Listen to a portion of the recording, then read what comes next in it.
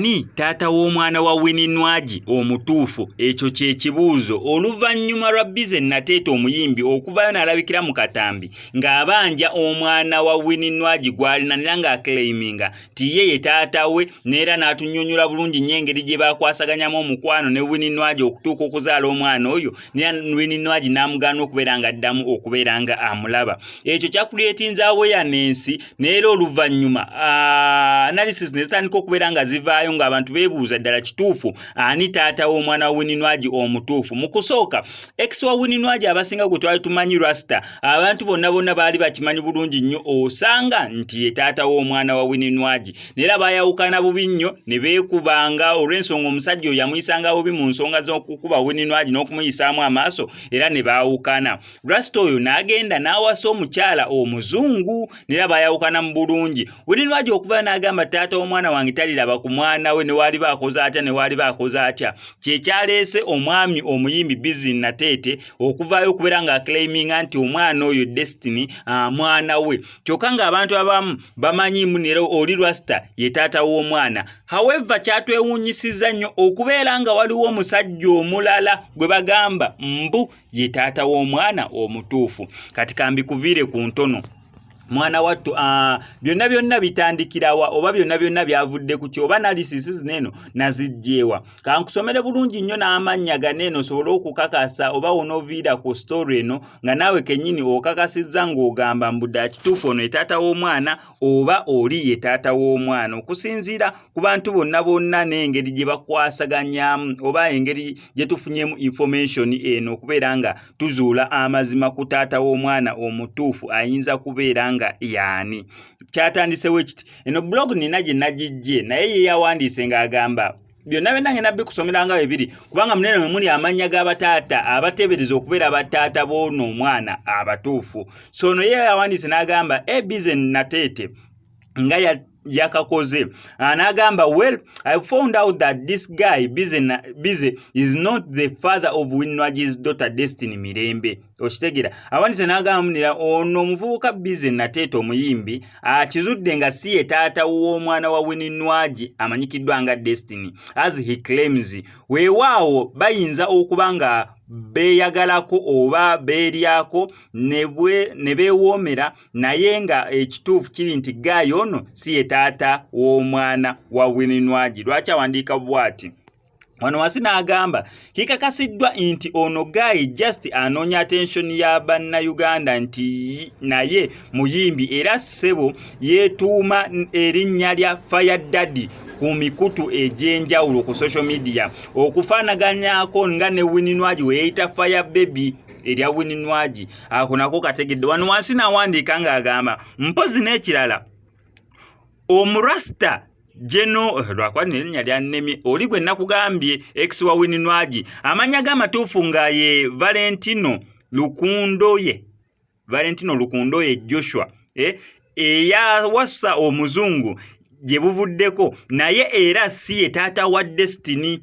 Abantu kye babadde basuubira nti wabeera nga Bizzy Nateete si ye taata w'omwana wa Winnie Nwagi, kitegeeza ex wa Winnie Nwagi ffenna gwe twatumanya obulungi oli Rasta ye taata wa Winnie Nwagi. However, ne batugamba munya oyo Rasta amanyikiddwa nga Valentino Lukundoye Joshua naye era si ye taata w'omwana wa Winnie Nwagi amanyikiddwa nga Destiny. He's just Winnie's ex boyfriend gwe yayawukana naye oluvannyuma lw'okubeera ng'amuyisaamu empi n'okubeera nga tamuyisa bulungi. Ndowooza nakyo ekyo n'okitegeera. Kati waneeno bwajja wansi ne bateekako ntegeddeko nti taata w'omwana wa Winnie Nwagi ayitibwa Ronnie.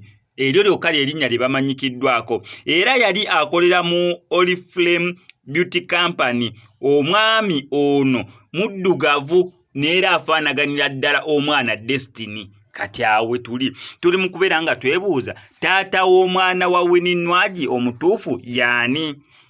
Bizzy Nateete agamba ye taata w'omwana wa Winnie Nwagi.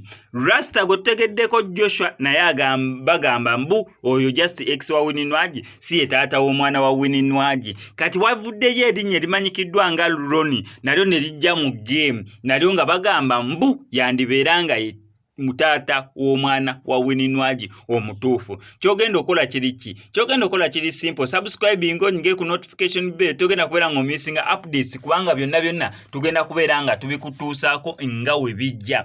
Kankunnyonnyole kino. Waliwo n'akayimba akapya taata w'omwana wa Winnie Nwagi kubanga tuffe gwe tumanyi ye yavuddeyo gamba omwana oyo wange. Abasigadde tebanavaayo kubeera nga bakakasa nti omwana oyo waabwe. Yakubye n'akayimba akapya. Akayimba kagenda katya simanya mumanjizeeko bannange. Akayimba ngenda beera nga akakupulengira ku video yaffe eddako. Yakubye akayimba ng'abanja omwana amakulu mu kyo ng'agezaako otegeeza eggwanga ne Winnie Nwagi akakkane bakwasaganye amusonyiwe byonna ebyasoba naye omwana oyo asobole okubeera nga amukkiriza okubeera nga amufunako access. Byonna details ngenda fubanga nsobola okubeera nga nzikuwa wanene ku SMX Media. Gwe kyolina okukola subscribing nyinga notification bell ebisigadde bitulekere. N'obutambi bw'otasobodde kubeera ng'olaba bonna buubuno. Tiyakugoba wano gwe. Omwana we. Tiyakugoba Nwagi tiyakugoba. Omwana we. Nwagi tiyakugoba. Yangoba mwana we. Sirabe mwana wange. Sirabe mwana wange. Nwagi tiyakugoba. Kinwaji okirabye oyikiyingidde omwo nga kisibye bbiina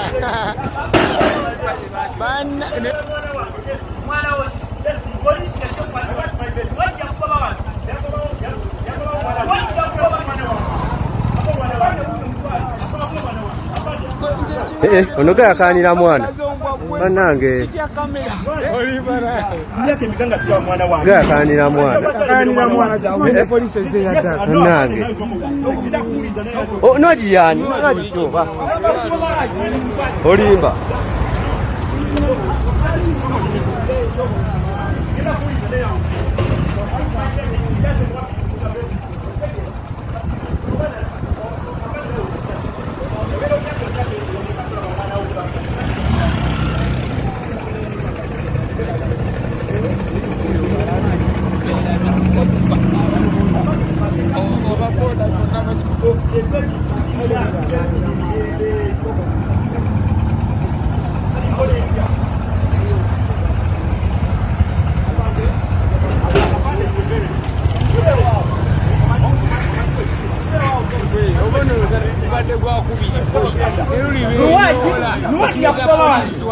Mujja muzungazunga genda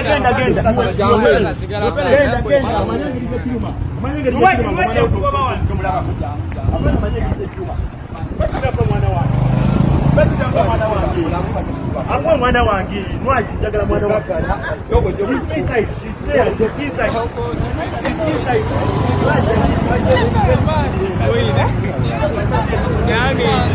Mwana ye alaba taata wo ndalayira nti tali mulaba mukwano nze yamusindika era abatajja mulaba ne bontwala mu kooti nja kuleka mbakubye bonna ab'ekkooti kubanga tebaaliyo nga nkola ki bambonaabona naye.